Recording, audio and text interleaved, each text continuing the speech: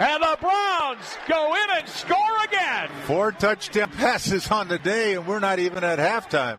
Throws right side and picked off. They got it down the sideline. It's Denzel Ward. He's to the 35, 40. He's to the 50. He's to the 40, 30, 20, 15, 10, 5. Touchdown. A pick six. Denzel Ward is back. On the right side to Chubb. Chubb over the 50. Chubb to the 45. Chubb to the 40. Down the sideline 30, 25, 20, 15, 10, 5. There he goes. Touchdown. Nick Chubb.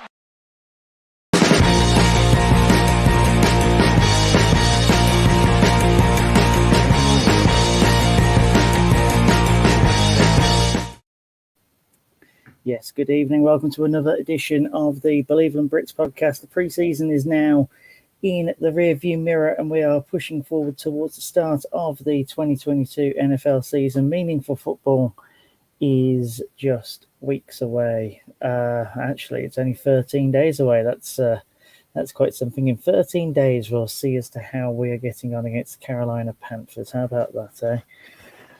Joined by 2 of the 3 fellow Believeland Brits today. Sean's on his hollybobs, of which is good timing. It means he'll be back for the start of the season. I would have thought that I'd have thought personally that the holidays would have been done before training camp, but I won't be complaining when I take my time off in October. I'll put it that way. Jen, how are you today? I'm not bad at all. Good. Did you stay up for the Browns game on Saturday night? No. I don't blame you, and the reasons why we'll probably come on to in a minute. Owain, how are you, sir? Yeah, all good. Yeah, thank you. Yeah, everyone enjoying the bank holiday? Everyone's working. Bank holiday. I'm sorry. I'm just throwing it in your face there, really. I've had a really nice 3.5 day weekend, and there I am throwing it in your face. It's fine. Not to bother. Okay, let's on that note, let's jump straight into the news. There wasn't actually that much news, thankfully, in terms of Cleveland Browns news. We'll jump straight into the preseason game, of which was played on Saturday night. It was a 21-20 loss to the Chicago Bears. Realistically, the points of note were that we got to see Jacoby Brissett out for the first time this offseason. He went for about 50-ish% completion rating. Not that many yards. Josh Dobbs outperformed him in terms of those metrics, despite obviously being on second team. Anthony Schwartz missed a few catches early and also some defensive issues, of which allowed the Bears to go to a 14-0 lead. And that was there were a few starters in that as well. Grant Delpit, for example. And I believe that Johnson was out there for a while as well. JOK, a few on the offensive line. In terms of injuries, there was no major injuries that came off the back of it in terms of the starters. Chris Odom did end up with an ACL tear, which means that he's out for the rest of the season. And obviously, we wish him well. He was acquired as he was acquired. In the off season, outside of any trade or anything like that, just as a free agent pickup. So from the back of that, guys, our first question to you really is, we've seen Brissett out for the first time. Do you think that he'll be good until we see Watson come in?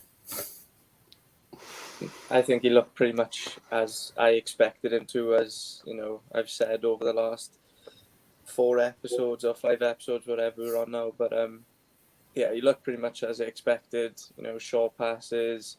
He took one deep shot to no-hand Schwartz, which obviously ended up on the ground. For some reason, he tried to catch it one-handed when he struggles with 2 hands. So that perplexed me a little bit, but no, I think the way that we get wins for those first 11 games is to rely on good defensive play and hope that the run can sort of get us enough points on offense. And I think that's what every reasonable Browns fan would have expected, I think. And I think if you expect a lot more, then you're probably setting yourself up for a massive disappointment, I think. Yeah, Jen, what did you think? I'm assuming that you may have seen some bits afterwards. I know we've spoken about it a little bit off air. Yeah, I've seen like little snippets here and there of it, but as far as what people are saying, it is what it is, and we've got to deal with it. Like we've got our running backs, and we just got to hope that our running backs do the job for us for the games that we don't have Watson. Yeah, we've already had a little bit of engagement on it. Please keep the questions and the comments coming. We do very much enjoy having them during this because we don't get many, so we always get excited when they come up. Spencer Brown, thanks for this. Brissett was woeful. Yeah, agreed. Should we be concerned for the season, and would we have been better off with Baker? I'm going to throw in my 2 pence first. As Owain said, personally, I actually think that, especially, I look at the first couple of drills mainly because that's what you want to. That's where they're running stuff out of which they've scripted, of which they're looking to do. In the main, he operated to his modus operandi. You look for the short routes in space. You go for the high percentage throws. It's almost a very Baker style offense where you're just looking to complete the simple stuff. Don't try anything over the top. Don't go for anything of which is likely to be intercepted. And, for the most part, I think it was 9 for 13 to start off with. It was low yardage. It was low yardage stuff, so we weren't moving the chains all that much. But you're looking for that, especially with the run game, like you suggest, Jen. You've got to be able to take the big plays and then move it forward with that run game. Almost have the passing game to complement the run game rather than the other way around. I don't know what you two think. Yeah, I think, like you said, he was looking for short yardage gains, but the problem that we have with that is our wide receivers and tight ends aren't, overly explosive. So I think that type of offense where you just get the ball in the playmaker's hands and then hope that they pick up, 5 yards after the catch or 10 yards after the catch and make those explosive plays happen. You're not really going to see a bunch of it out of the offensive weapons that we have. Maybe Njoku gets a few yards after catch and stuff like that, but other than that, you can't see much of it. As for, you'd hope Amari Cooper would, for example. Yeah. Yeah, but again, I don't. He's not a major yak carrier, but in terms of the players on the field, you'd hope so. I think in terms of Amari Cooper, I think earlier on in his career, he would have been far more likely to get a lot of yards after catch, but now maybe not so much. But he's going to have to, I think, in those first 11 games because we're not going to have much else of a choice. In terms of would we have been better off with Baker, I think we genuinely would have, because I expect even when Watson comes back in week 11, I expect a few weeks of rustiness there as well. The only caveat I would say to that would be if we do manage to get to the playoffs, I think that's when the balance tips to Watson a little bit, and the balance tips to this trade being, on the field only, good for this season. But I do think that a lot of Browns fans tend to, think of the bad times with Baker and equate that to probably, Brissett can't be any worse than that. But, in all honesty, Baker's probably going to play much better for the Panthers this season than Brissett's going to play for us, if we're being 100% honest with ourselves. So, yeah, for the first 11 games, I think Baker would have been definitely better, but you couldn't have Baker and Watson on the same roster, so something had to give there. Yeah, this is paying the piper essentially. We've all with the situation. We've taught this to death, and I don't want to. I said that we were going to draw a line under it, and we're going to. But just to put that in, there was no way that you could live with both. You couldn't have Baker and Deshaun in the same room. Baker's ego couldn't deal with that, let alone anything else. Let alone what the contract situation would have been, etc., etc. So, yeah, realistically, this is what it is. It was always going to be a worse option probably at quarterback, no matter what you say. We've been talking about Brissett being same level as an injured Baker. So if you go in with that mindset, which is why I think that the which is why I think that people were maybe a little too critical on Saturday. Simply because, what do you expect? You're talking about injured Baker levels, and people were raving and ranting about that like it was the worst thing to ever happen, as if Cody Kessler and Deshaun Kaiser never happened.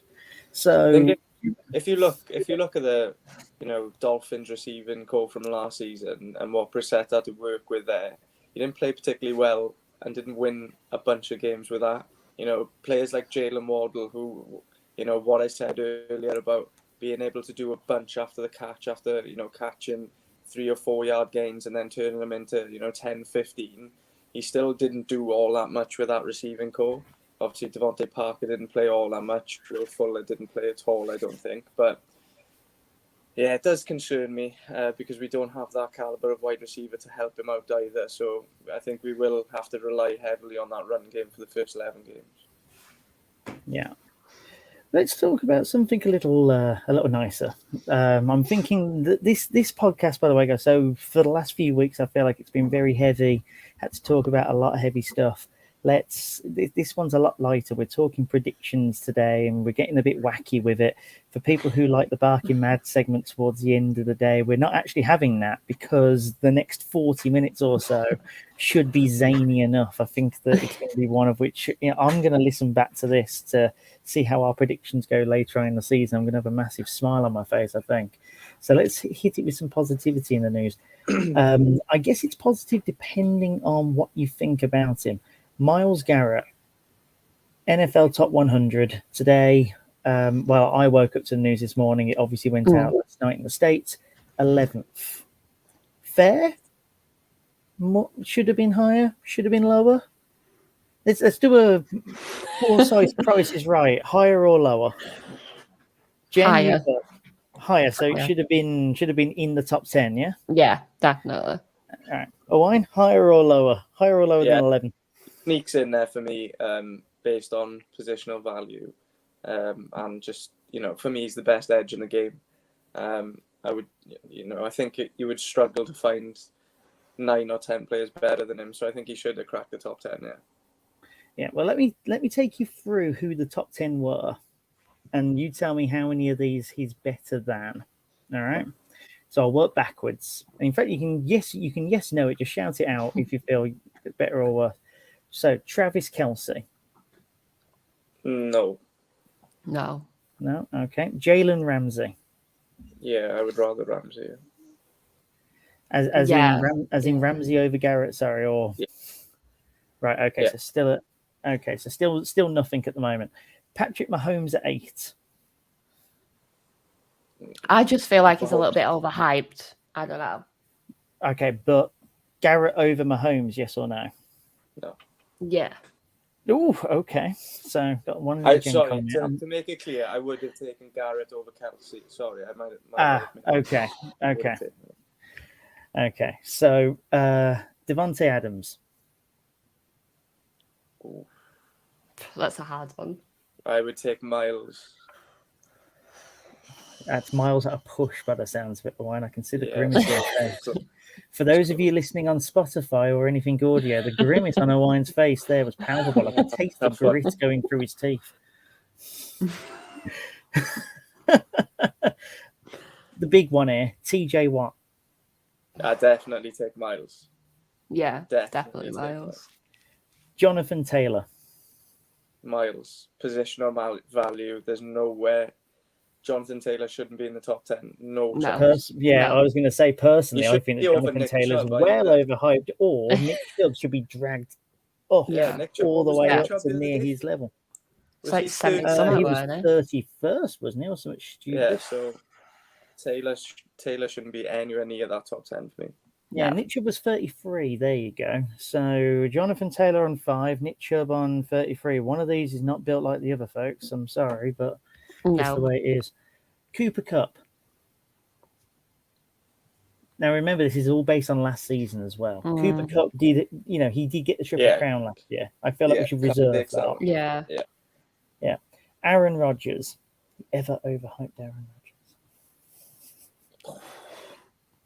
Again, I'm struggling with this one because of positional value alone. I'd probably take Rodgers, but Look, put it this way: if you're struggling, then go with what they vote. That's what I say.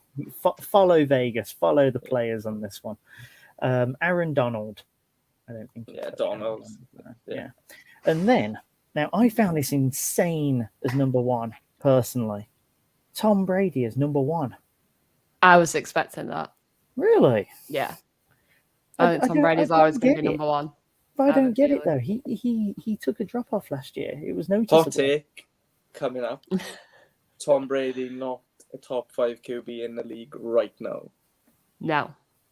Correct. So you should not be number one player in the NFL right now. Yeah. Honestly, I had Brady around the 20s personally. But I think that this just speaks to the respect that he has in the league. Yeah. You know, so, you know, obviously this is something which is voted for by players. You're going to get that, etc., etc. So from that vote, by the way, folks, I think that you ended up kicking out potentially 4 for Garrett. So he ends up sitting around 6th, 7th. Yeah, I would have given him that, to be fair. Yeah, I think that this would have been a very different segment had it have gone 6th or 7th. I don't think we'd have done this exercise at all. So, yeah, not far off, though. Not Chubb levels of disrespect there. So we'll take that.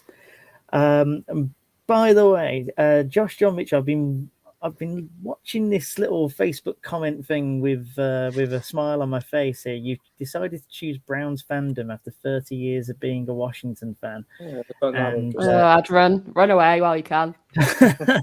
No, this is supposed to be positivity here, folks.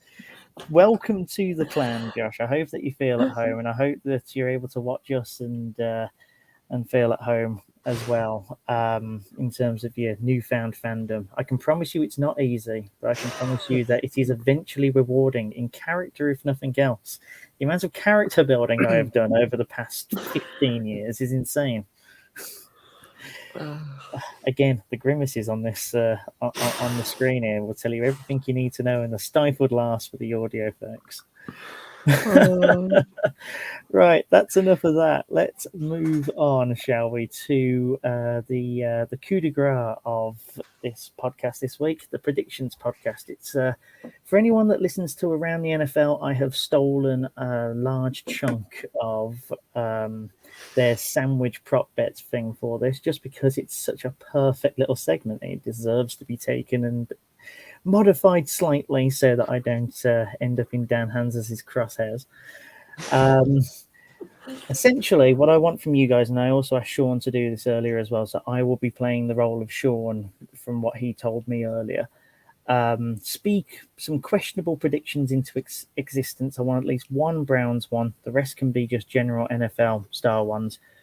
If others challenge you on it, it's a beer bet. So whichever way around it goes, the person owes you a beer. We'll tally it all up at the end of the year, and we'll have quite a bit of a piss up on one of our end of season pods and or meetups, depending on. I don't think anyone wants to see me in that state, if I'm honest. Well, your predictions better be damn good then, wouldn't they? They can be subbed out for soda waters, but we'll have to think of some other forfeit for you. We'll think of something equally challenging. Maybe you have to tear up some pictures of Pierre Gasly or something, or KJ.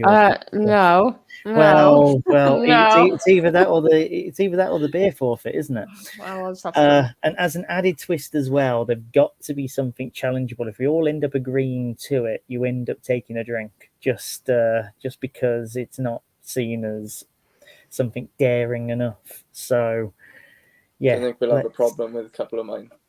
I mean, if they're too agreeable, you can call an audible at this point, Owain. But actually, I read some of yours, and one of them is definitely out there. For any of you guys that are listening along as we do this live as well, if you want to throw any in there, we'll happily entertain those as well. I'll start with one of Sean's, shall I? Just to get things rolling. His Browns prediction this year: Amari Cooper to have more receiving yards than the rest of the wide receiver room combined. Now, that's the wide receiver room only. I'm not touching that with a barge ball. Barring any injury, that should be a slam dunk for me. Yeah. So I look at this, and I look at the fact that Brissett's going to be starting. Amari Cooper's probably going to be running some of the longer routes. He's probably going to be one of the ones that ends up finding it more difficult to find space because they're going to double team him. I think the DPJ will be the most open player on the field for large swathes of time.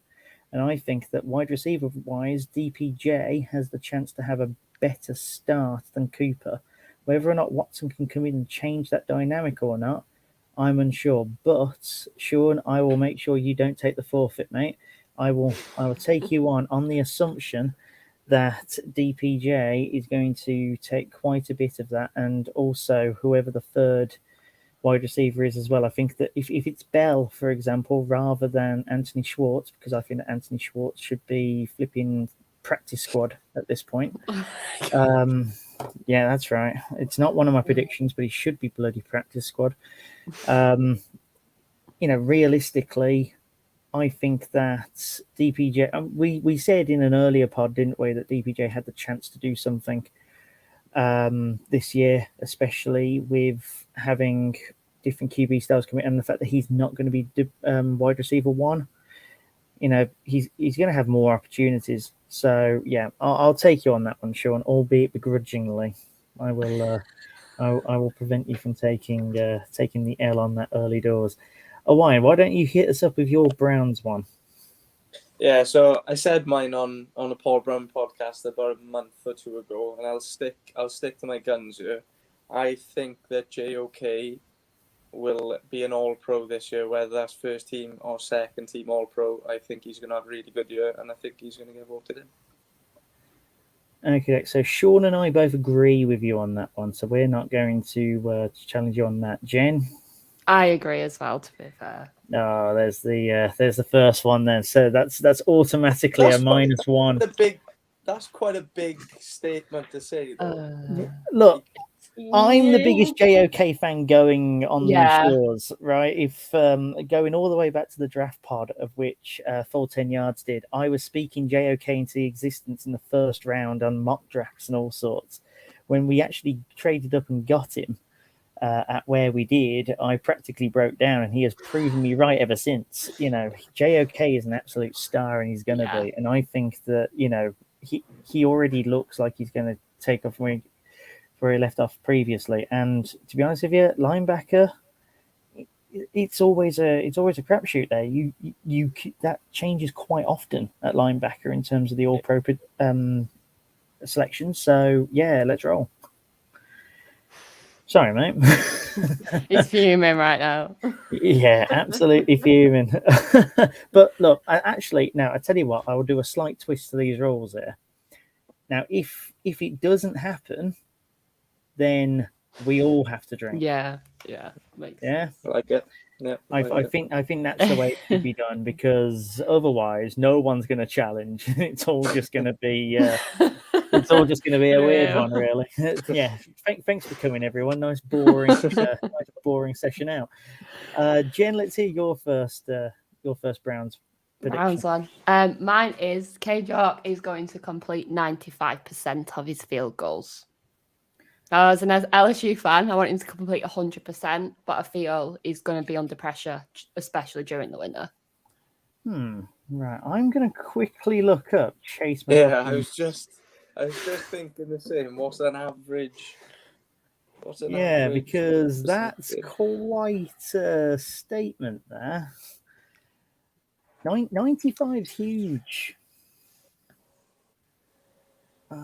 So Chase McLaughlin, who was classed as automatic last year, got 71% of his field goals through.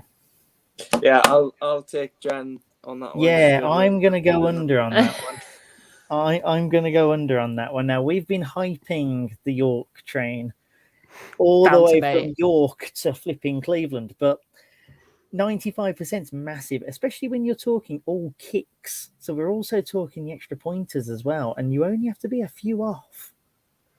I wouldn't have thought he's hit 95% in pre-season in favourable conditions either. I wouldn't have thought. He's missed a couple, hasn't he? Well, they don't mention. I know I know they don't count, Brown's but propaganda don't mention them. They mention the 70-yarders that you don't see in the full game. yeah, I'll definitely take that one. Yeah, I've not got Sean's yay or nay on that one, Jen, but we'll hear from him on that. I assume that you'll have another taker because he is in the same sort of vein as I am in terms of, well, first of all, in terms of not trusting kickers, but then afterwards just not Trust going phase, kind of know. 7. But personally, I'd love it. I would absolutely love it. I just, I worry. I worry about 95%. Right. My Browns prediction, and it's kind of in the same vein as Sean's, actually. I promise I've not just copied and pasted his and changed some names and words around. Deshaun Watson will have more passing yards than the entire QB room combined this season. Just going to do some quick maths in my head. So Jacoby Brissett will have 11 games.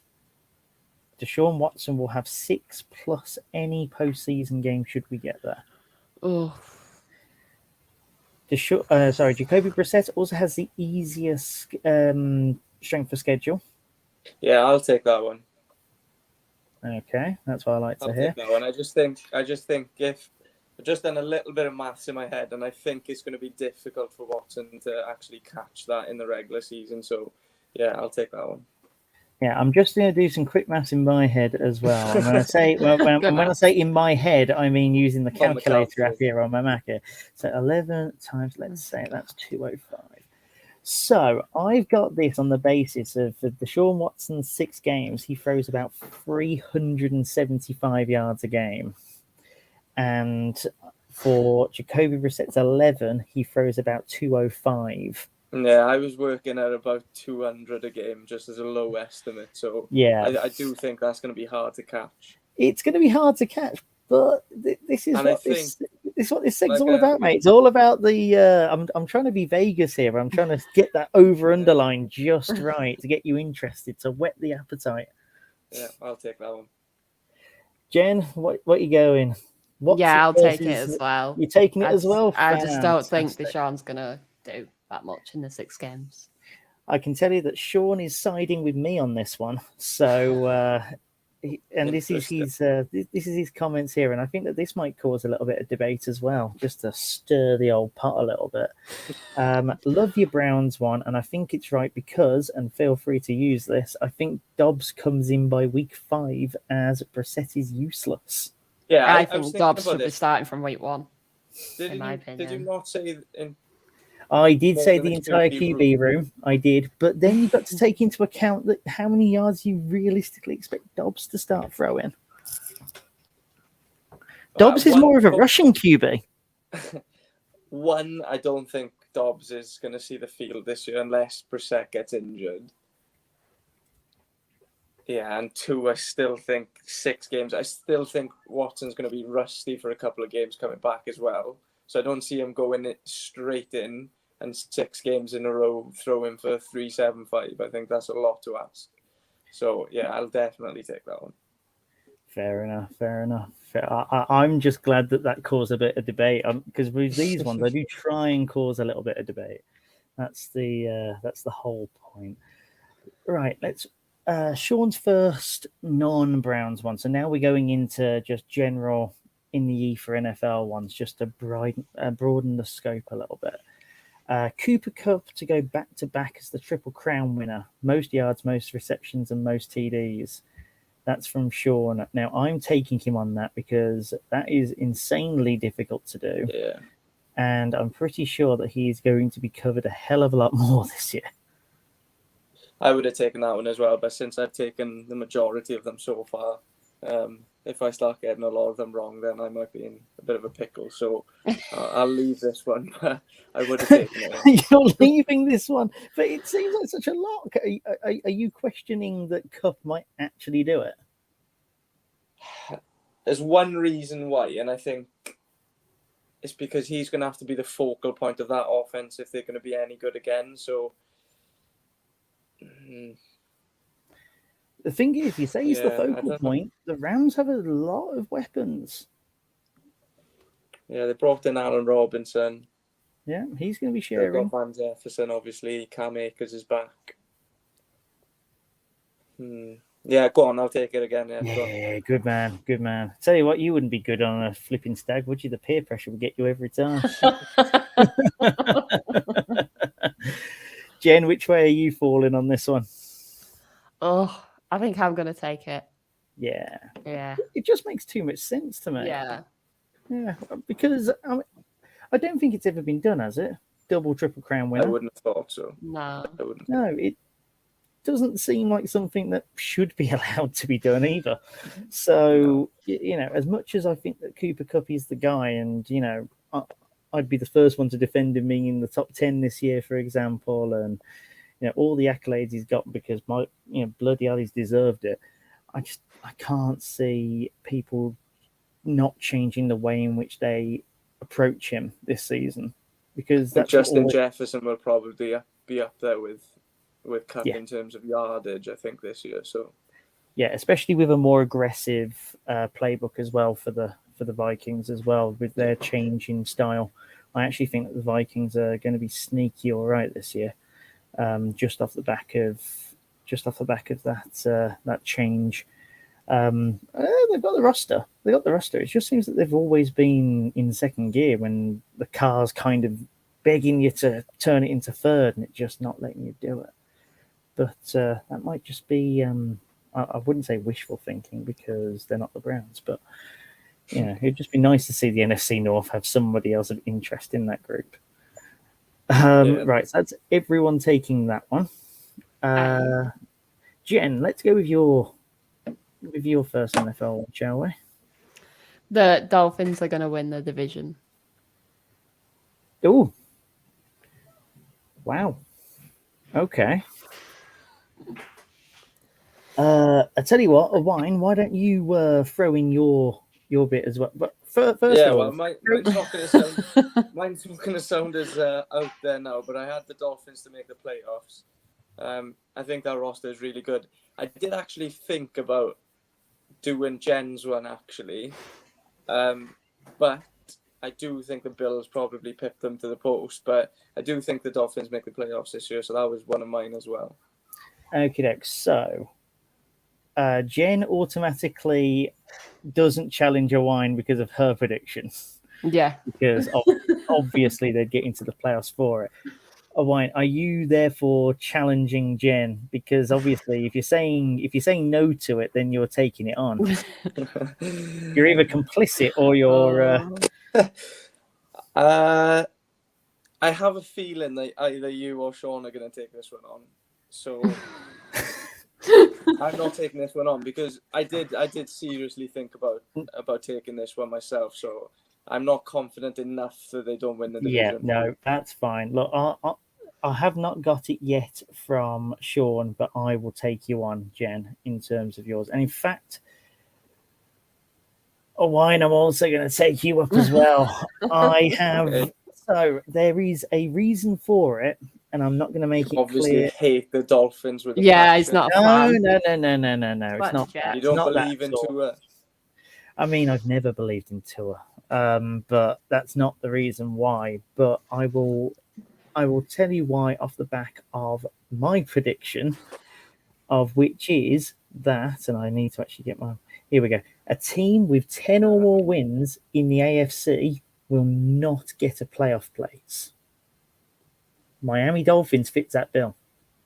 I think that's perfectly reasonable. I'm not going to take that one on. I think that is a reasonable take to have. You know, the strength of the AFC, especially AFC so West, strong. Where you've literally got 4 teams that could win 10 games in the AFC West. So yeah, which is exactly what I've got. I've got all of them winning 10. I've got maybe 2 to 3 in both the AFC North and the AFC East, and then you've got at least 1 in the AFC South. You know, we're talking that's at least 9 teams there that are going to be 10 and 7 or above. And yeah, I think that's perfectly reasonable to have that take. Yeah, so I'm going to that one alone. Yeah, no, that's fair. I might end up actually taking the beer on that, and in fact, I do take the beer on that. Sean's not taking me up on that one, so yeah, I will take that. But obviously, if I lose, then we all lose. We always. But no, I thought I'd get a bit more pushback on it personally because I found it a little weird when I saw it in that 10 wouldn't get you in after we saw 9 get you in this year, for example. And I think it was this year was a bit weird. I didn't, to be fair, for a long time it looked like 9 wouldn't get you in this year. So yeah, for it to end up at 9 this year was a bit strange. And like I said, like the talent influx to the AFC this off season has been, something I've never seen before. It seems like not in the NFL. I've seen it in the NBA. No. This is where the Eastern Conference just keeps on building itself up until it essentially implodes on itself like a flipping dying star. But you're starting to see that in the AFC West. You're starting, you did see it in the AFC North, I think, with the Bengals, the Ravens, and the Browns all piling in after the Steelers. You do see it in the AFC East. The Dolphins have been slowly building for a while, which is why you two are coming out with what you're saying. But also, the Patriots have never really died. The Bills and the Dolphins were going after the Patriots, and the Jets are just looking to stay, are looking to fill the stadium. They're not even looking at the playoffs; they're just looking to be somewhat competitive. So they're pumping out some good contracts as well. So yeah, the AFC is stacked. In fact, I'd probably say the weakest division is the AFC South, and even then, you've still got Titans versus Colts. And that's going to bring me on to my next one, actually. So that's good. Oh, please. Oh, see, I like this. This is, it almost feels like none of this has been pre-planned or anything at all. It's actually all flowing into each other quite well. This bit, folks, we did not script, I promise you. So you mentioned that division right at the end there, not being very good. And that is why, and this one is a little bit out there. I had to talk myself into this one this morning. So I'm going to say the Jags win that division. Oh, I can't believe you've actually gone ahead and said it. I thought you said that as a joke. No. I am sticking to my guns. Like I said, I did have to talk myself into that one this morning. I'm not going to lie. But right, I tell you what, talk us into it. Please, state your pitch, because this is outrageous. So last season, they probably got coached by one of the worst NFL coaches of all time, which is strange because he was one of the best college coaches of all time, Urban Meyer, but it was clear that his style and everything he did wasn't going to translate to the NFL. That was plainly obvious from the get-go. His players didn't play particularly hard for him, and I don't blame them from the stuff that came out about him. I think Trevor Lawrence is going to have a vastly, vastly improved year. He looked really good against us in the first preseason game when we did have some starters out there as well. So I think he's going to be much better. And then I just don't think the division around them is that good. I think the Colts flattered to deceive last year, and they were the beneficiaries of a weak division. I think the Titans take a big drop off this year. Derrick Henry, whether he can stay fit and healthy for a full year, I doubt. Quarterback's a massive issue. They lost AJ Brown as well. I don't think Treylon Burks goes in there and sets the world on fire straight away. And then you've got the Texans who, probably are vying for the first overall pick next year as well. Although they have improved a little bit, they probably want that next quarterback out of the next draft. So I based it largely on the division being really weak and then hoping for, a coaching improvement and Trevor Lawrence actually doing much, much better this year. All right. I have a couple of questions off the back of this. I'm going to discount the fact that the Titans were the number 1 seed in the AFC. I'm going to discount the fact that the Colts have probably upgraded at the quarterback position and have pretty much stabilized. Have they though? I would say yes. Carson Wentz is a dumpster fire. And they still have Jonathan Taylor and all the rest of it. They've stabilized pretty much this offseason. What record do you think that the Jacksonville Jaguars are going to get with? Remember, they were bottom of the pile pretty much last year. They were bad. They were bad sauce. They were bad, but there was what record do you see the Jacksonville Jaguars having to win the division? Like I said, they were bad last year, but there was significant. I know. I'm asking you for your record, though. What's your Jags record here? I think if they get in, it's going to be like a 9-8 season. I can't, they may sneak to 10, but it's going to be 9-8, maybe even 8-9. I do think that division is really bad. I know you say Tennessee first seed last year, but I don't think anyone thought they were that special last year, did they? And they've myself included, but I have to bring it up. They definitely got weaker in the offseason. Well, you're right about the Colts. I think the Colts are the ones that are likely to bust this one for me. I don't know whether they necessarily did improve the QB position. I actually watched the Falcons a few times last year, not gambling related, I promise. But I did actually watch them a couple of times last season, and Matt Ryan just didn't look like he could move at all. He didn't look like he could throw particularly far still. So the thing I equate that to is Phillip Rivers when he got traded to the Colts. Didn't particularly do very well there. So got to the playoffs. Yeah. Won the division, didn't he? Actually, did he win? Did he win the division? Yeah, because the division stinks. Yeah, but still good enough. Still good enough to win the division. You're asking the Jacksonville Jaguars to win the division there. I'll tell you what. Let's play the schedule game. Let's play the schedule game real quick. Let me have this one more. All right, go on, because this is hilarious. This is television. Did you expect the Cincinnati Bengals to win the AFC North last season? No, but then again, the Ravens were injured to hell. The Browns had their quarterback injured, and the Pittsburgh Steelers were playing a guy that should have been in a wheelchair. Yeah, that's true. If we had this podcast last season and I came on and said Bengals are going to win the AFC North last year, you would have had the exact same reaction. I would have given you a hell of a lot more credence than I'm giving you right now. I can promise you that much. Yeah. Why though? Can I ask why? Why? Okay, because the Ravens were they were wiped out, right? Yeah, but you didn't know that at the time. You wouldn't have known. We did. At this point last season, we did. Their entire defense was on IR. No, not their entire defense was practically on IR. They had no wide receivers. Dobbins was the only one gone at that point, I think. Their running back room was their defense was depleted. Their defense was gone before week one. And all the talk before the start of the season was the fact that the Ravens are going to have to find a miracle out of somewhere because they've had the worst off-season injury luck that they've ever had. And we were celebrating like drunken kids thinking this is finally our time. Now, I would have laughed at you because I would have been drunk on the power of being a Browns fan at that point and thinking, finally, this is all coming together. We're going to finally take it to everyone and go forward that way. That is where I would have pinned you down on. But the actual Bengals being good, the roster was strong. It was the O-line that was the issue for the Bengals last year, pretty much.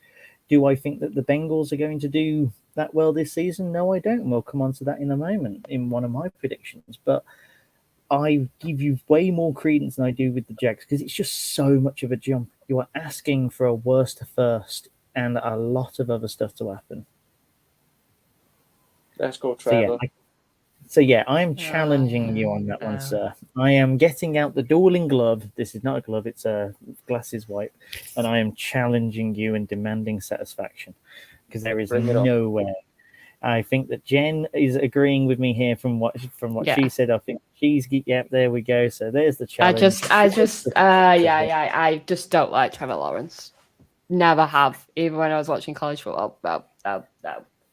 What, as in his passing or just him altogether? No, don't like him at all. Is that just wishing ill will though? There's a difference between wishing ill will and him being a bad player. I don't think he's a bad player, but he's very, very cocky.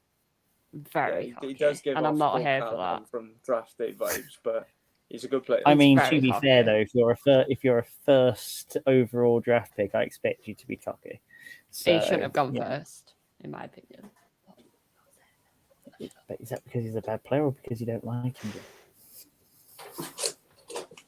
Yeah, just keep sipping on the drink. That's what we'll take from that one. Yeah. Right, so after that one, I'm not going to make you play the schedule game with that one, Owain. I think that no matter what, I'm not going to help you save you from yourself. It just I seems should have a looked lot. at the schedule beforehand, to be fair, but I'm just assuming that a fourth place schedule gets them some wins, hopefully. I mean, they are playing. I believe that they are playing AFC West. Yes, they have the entire AFC West, mate. Yeah, but so does everyone else, though. So I know, but I think that the Titans have a much better chance at the AFC West than the Jags do. Oh yeah, just going to roll out the Jags against the Chiefs, the Chargers, the Raiders, and the Broncos, and hope for one win from that. The problem team are going to be the Colts. The Titans are not going to be the problem for me. Okay, well, we'll leave it there, mate. Look, we'll come back to this in January, and you can rub it in my face as I'm there shotgunning your neck oil. So, personally, I hope you're right, and I hope you put a $5 on it because you get some damn good odds right now. Yeah, I can't remember what the odds were. I may get to my favourite sports book after we finish this and have a look. Wager some of my hard-earned cash. Yeah, I cannot remember what I put in the season guide as the odds for the Jags to win the division. I think it was as big as it is for some teams to get to the Super Bowl. I'm pretty sure it's something like 16 or 20 to 1. All the better. That means I'll win more money. Simple. He's so sure of himself. Right. I love it. He's so sure of himself. Oh, jeez. Yeah, I'm actually going to wait for you. I'm going to wait for you to get up these odds there. So it's only 7 to 1. What? 7 to 1. 7 to 1. Oh, I don't believe it. 25 to 1. So the Jags are 7 to 1 to win the AFC 7. It's not worth it. It's not worth it. It's not. Why piss your money away? Gamble responsibly, folks. Don't gamble. When you go to your favourite sports book and you put on that ACCA, you think, what would Owain do? And do the opposite. Gamble responsibly. That's all we ask. If you look at my gambling history, yeah, that's sound advice, I would have thought. Don't do Owain it. will not be joining our 14 yards betting podcast anytime soon. At least not yet. He may ask, and his application may be looked over, but that is as far as it may go. He's not getting in. Speaking of the Bengals, though, from your hypothetical there, Owain, I'm going to throw in mine before putting in Sean's. I've got the Bengals not making the postseason this year. Just very simply, I think that the schedule's too much for them. I think they had a lot of luck last year. They were able to sneak victories where realistically any competent team in any other year stops them when they have the lead and it just becomes a boring playoff game. The Bengals kept it interesting, but they should have just been stamped out every turn. They finished 10-7 when they already had when they haven't really done too much in the off season. They've, added a couple of important pieces, but apart from that, it's been relatively the same. The Ravens are better. I don't see where they get more wins this year, especially considering they've got the much harder schedule. They go from a worst to first schedule as well. I don't see them progressing past 9 to 10 wins, and that might not be enough to get you into the postseason. The tricky bit of this is, for me, is whether they win the division or not. Because I think if they don't win the division, I think that's an okay prediction. Because I think, like we've talked about already, AFC is so strong. 10 wins, like we've said, may not get you in. So for me, it's whether they win the division or not. And I think if I had the capability to rewind to last week's episode, I had you down as Ravens to win the division relatively comfortably. So if we take that, Did I say that? You did. relatively comfortably is paraphrasing, but that was definitely the vibe. Yeah. We were all. I do relatively think the Ravens comfortable will with do the it. Ravens. I'm actually shocked I said that. I may have to listen back, and if an apology is required, one will be forthcoming. He'll send But you I a video. feel I that would you have given the agreed with Bengals us a that little the bit. Ravens were. I'll send you a video. The Ravens were the out and out favourites, with the Bengals being next in line. Yeah, I definitely wouldn't have put them past 2. I'm struggling. I wouldn't have thought the Ravens run away with it because I don't think their passing offense is good enough to run away with it. That means they will have to run away with it because they can't pass. Yeah, literally.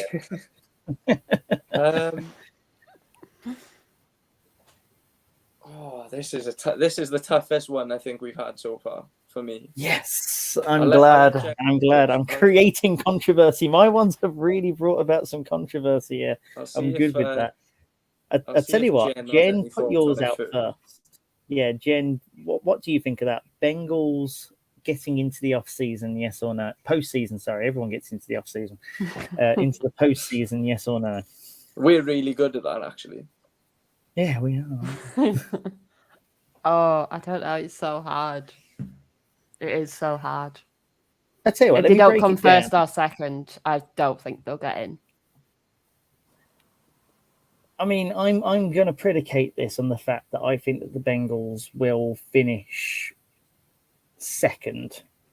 I think that in my most optimistic Browns predictions, I've got the Bengals and the Browns both at around 10, and that's really optimistic Browns thinking, and that was before Saturday as well.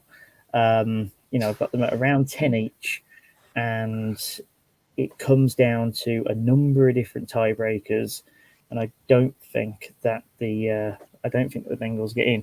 I'll tell you what, Owain and Jen, I will show you something which our good friend Spencer Brown has just put in. No, for me, read the Bengals. I think opposing teams will have their number now. Spencer, absolutely, mate. And also, the teams of which they've got to play are going to be a hell of a lot better than they had the year before. It's a case of going from 10 to 9. You're taking it. You're challenging me. Yeah. You're taking me on. I look forward to giving you that drink, sir. I look forward to passing you that can. I'm going to look really stupid if I actually said the Ravens are going to win the division last week, but I will take it. Jen, you've now heard Spencer back me. You've heard Owain challenge me. Sean's backed me as well. He's not touching it with a barge pole. It's all down to you. Which way are you coming down on the gauntlet? I'm gonna leave it. No, not touching it. Not touching it. Nope, not touching it. See, this is good. I pressure Owain into making the call, and then you get the easy out. I think I've been pretty brave in my. Yeah. I am going to have to listen to this back just to be able to actually make up the chart for us to follow here. It's going to be fun to watch out for over the season as well. And I'll try and keep track over the year as well, just so that we can keep this going. I'll give you Sean's one as well. Russell Wilson to lead the NFL in passing, and the Broncos to win the AFC West. Both things have to happen for him to win.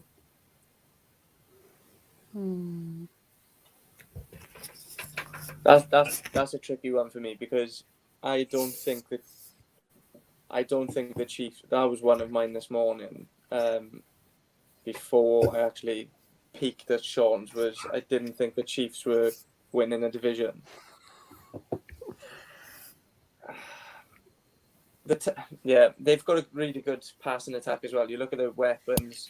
I know Tim Patrick, I think, tore his ACL in preseason, so he's out for the season. But they've still got KJ Hamler, Jerry Jeudy, Albert O, Cortland Sutton. So it's not as if they're short on weapons. Their defense is really good, so I think they'll be fine in the division, especially with Tyreek Hill not in there anymore. I do think the Chargers give them a run for their money in the division, though. don't know whether he leads the NFL in passing. I'd be interested to hear your thoughts on it before jumping to my decision, but I think that's a tricky one as well. So if I look at this from a probabilities angle, which is probably how you need to look at it, there is a lot that needs to happen that seems unlikely. Russell Wilson actually had some good weapons in Seattle, and his O-line was, it wasn't the best, but it also wasn't the worst, and he's able to scramble and get himself out, and be able to pass it downfield. And he wasn't exactly troubling, the top of the passing charts. So I don't see as to what's going to be too much difference in terms of his passing yards. Obviously, it's far better than what the Broncos have had previously. So I think that Denver are obviously going to improve on that, and that will also help in terms of their wins as well, of which will boost them at the table. I personally think that he'll fall short on both. I think that Wilson won't get the yardage, and I don't think that Broncos will get the win in the division. I think that the Chargers and the Chiefs are still far more likely. I think that the Raiders, you can't count them out, and also Devontae Adams coming in really improves that as well. There's too much going against that bet to take that bet on. Yes, so Jen's just noticed that Owain put in the our little private chat here 2 seconds, and Owain's put on this absolutely darling Browns training long sleeve top here with the elf here, and it's all because our good friend Spencer Brown here has just said there's not enough Browns merch on show. Now, mine is currently sitting up in the wardrobe. The only reason why it's not on sale is it's I'm waiting to order mate. my Cage York jersey. That's why I've not got any on. Okay. Yeah, so we do apologize, mate. Honestly, you just wait until the main season starts, mate. It's going to be plastered all over. I'm waiting for my folks to go to America to bring me back some stuff as well. So there'll be more than enough on the show, mate. It's the off season. The off season, we're still training. It's all good. It's all good, promise. But appreciate you sticking it out with us, mate. And there you go. You had a nice little round of applause there from him as well for the dedication. Do appreciate that. So I missed that. Did anyone take Sean's? So I said no on both counts. I don't think that Wilson gets the yardage, and I don't think that they're going to be able to pass the Chargers or the Chiefs, personally. Jen is yet to give. I don't know. It's really hard. Now the Chiefs don't have Tyreek Hill. I feel they're not going to be as good as people expect them to be. Yeah, I still expect them to be good, though. Realistically, Patrick Mahomes' style of passing gets everyone into play. And he still has Travis Kelce, which is his main reliever. People like to think it's Tyreek Hill. It's not. It's Travis Kelce. So, that's your main reliever. We were talking... Tyreek Hill was the main boy. I don't know. For out wide, yes. But then you've got 2 good wide receivers in Smith-Schuster and Valdez-Scantling to be able to at least play up for the contested. Good, no. I've always been on the Valdez-Scantling train personally. I think that was a shrewd bit of business from. I think Juju is a good. I think Juju is a good pickup. I think Sky Moore was a good pickup in the draft. Valdez-Scantling, not for me. But Valdez-Scantling is a WR3. You wouldn't take Valdez-Scantling as a third wide receiver. You're tripping if you say no. Exactly, you're tripping if you're saying no. We know what my feelings on the wide receiver room is, but I was actually tempted to put the Chiefs as not making the playoffs at all in one of mine. But going back to Sean's, I will take him up on that as well. I know I've taken up almost everyone so far. So mate, don't worry. I've done pretty much the same. It's the whole point. We're going to cancel out all the beers. It's fine. It's going to end up being a 4-3-ish now. I agree with you in the sense that I think both things happening are very, very unlikely. And I think the probability of actually Russell Wilson leading the NFL in passing yards is the most unlikely out of the 2 of them. So I'll take it on the basis that he doesn't actually achieve that. Yeah. Jen, are you taking or not? I'll take it as well. See, Sean, just not on the Broncos hype. It's not Broncos country. Not taking it. Oh, I'm in on the hype on Broncos. I think they've got a real chance to win the division. I just let don't down. think. Owain Jones will let down. Wales is apparently Broncos country. Don't just not on it. Just not on it. Does anyone have any that have not yet been discussed? I'm trying to see here. Jen, you've got one actually. You've got one left over that has not been discussed yet. And this one is probably the most controversial. Actually, no, the Jags was the most controversial of all. This is the second most controversial of all. The New York Giants make the playoffs this year. Yeah, I'll take it straight away. They stink. Yeah, I will take that. Jen, here's one. Here's two. Let me see if I can find any others in the room alone. No, I have various other items that I can pretend to be, but yeah, I will happily stack the farm against that one. Is there any reason why? I do think that's more controversial than the Jags one. I think there's more of a chance the Jags get to the playoffs than the Giants, and I don't think it's particularly. Whoa! You said Jags to win the division. Oh yeah, I'll stand by that. Yeah, no, that's a whole different ball game. It's a whole different ball game. I think there's more of a chance they win the division than the Giants get to the playoffs, and I don't think it's the NFC, you could probably get by on an 8-9 or a 9-8 to get in there. Yeah, but they're also in a division with two fairly good teams as well. Like the Cowboys are decent. Commanders roster's really good, apart from QB, which is more than questionable. But yeah, I actually think they could finish last in their division. To be quite honest, that wouldn't surprise me at all. So, Jen, the question which I think is on all of our tongues, because obviously we're taking it, and Sean's taking it as well, and Spencer's now asking as well, how can the Giants make the playoffs? Yeah, Spencer's taking it. Yeah, you're getting beers fed from. In fact, he's even put what's Jen drinking. You're getting the farm here. Listen, I'm a Markham fan. That's all you need to know on this moment in time. Look, we're going to have to find some sort of beer sponsor here at this rate, because it's a 12-pack is coming to your door on this one alone here. Yeah, just a question of what's what's the rationale? What I'll to put that one out there. I mean, I knew I said controversial, but is there what's the feeling there? Do you think that Danny Dimes can get it done? Is it Saquon Barkley that's getting you going? They've got a good defense, I'll give you that much, but yeah. Just share a bit more into the thought process. Right. So they have a new coach. Mm-hmm. Now the coach they've had over the past seasons has been dreadful. True. Absolutely diabolical, like awful. And yes, I am on the Barkley train. Very much on the Barkley train, because he was there when OBJ was there. So I'm very much on that train. I think they can get it done with the new coach. I feel he's going to bring a different style of play that they're not used to. But is he going to be able to complement Danny Dimes? And then you're trusting Danny Dimes as well. I trust him. I think that might just be, I mean, I think it's the only one that Spencer's taken.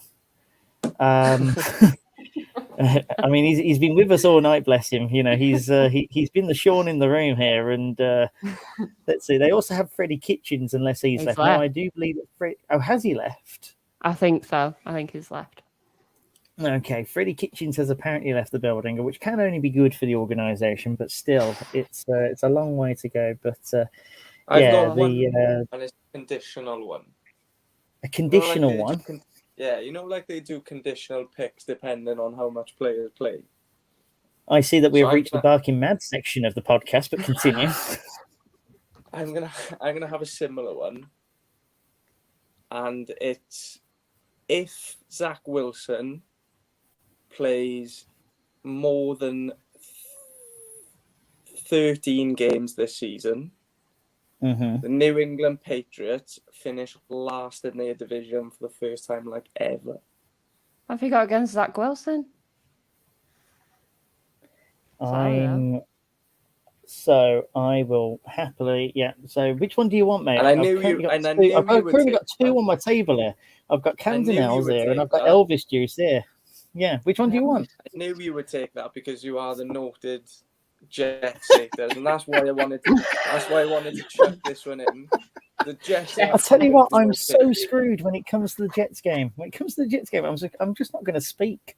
I don't think I need to. I think I've built up this reputation. I didn't mean to whatsoever. Zach Wilson's not going to be playing that game, by the way. So Joe Flacco is not doing anything against us. But as long as he plays more than 13 games this season, or 13 games, then they trump Mac Jones's New England Patriots, and they finish third in that division over the Patriots. Jen, are you taking that or not? No. I mean, that's. Oh, you're not taking it, as in you're not betting against him. No. Oof. Okay. Looks like it's just me there, but yeah, I'll take you on there, Owen. I've got some faith in Bill Belichick there, which I can't believe you don't. But faith in Zach Wilson. We really there's some New York love here going on tonight, which I'm just not party to. It's more their weapons more than him, and I think the defense has improved quite a bit. So I think, yeah, I've got a little bit of faith in him. I don't think they're gonna have to win a ton of games to beat the Patriots in the division, by the way. So. All right, I have one more, and then I think we'll wrap it up because we've already hit the hour mark. And we're all dying as well. I've started coughing a few times as well, and Jen's not got COVID, I promise. No, we're passing COVID through the mics here, guys. I have no idea how. Mine it's another AFC North one. My one here, and it's that Kenny Pickett will replace Mitch Trubisky as QB1 by their bye week. So they'll go into week 10 with Kenny Pickett. And go ahead. I'm not going to touch this one. I think I said it on last week's podcast, we've seen firsthand how impatient fans get when there's a first-round quarterback sitting on a bench and you're not playing well. So, yeah, I'm not going to touch this one. I know Sean probably will. I'll leave them take the risk on this one because I probably tend to agree with you, I think. Yeah, Sean has taken that as well. So I'm clear of the I'm clear of the non-compete at the very least. I'm very glad to pass that eye test because it is I think it's low hanging enough to get someone on board. Jen, obviously we talked about it last week in depth, but Kenny Pickett to take over from Mitch Trubisky this season, likely, unlikely? I think it'll happen. I just think it'll happen sooner rather than later. Well, so yeah, looks like just Sean on that one, and Spencer as well. Week 6, which is about what I had last week, Spencer. Actually, listen to last week's podcast, mate, and I think I was pushing. I think I recall from my limited memory. I recall pushing Owain at when we were running through the schedule, going, "I'm sorry, not yet, really, not yet, yeah." By about week 6, I think I was starting to knock on it because their start is difficult, and like you say, Owain, fans are fickle, especially teams of which have had such a history of winning as well, and knowing that they have a homeboy in Kenny Pickett just waiting, and there's been a lot of good. The fact that he's had a good preseason as well doesn't help Trubisky. So. Yeah, the less said about that, the better, because you know what's going to happen. He's going to end up being put in just before a Browns game, probably, and then he'll light up the sky.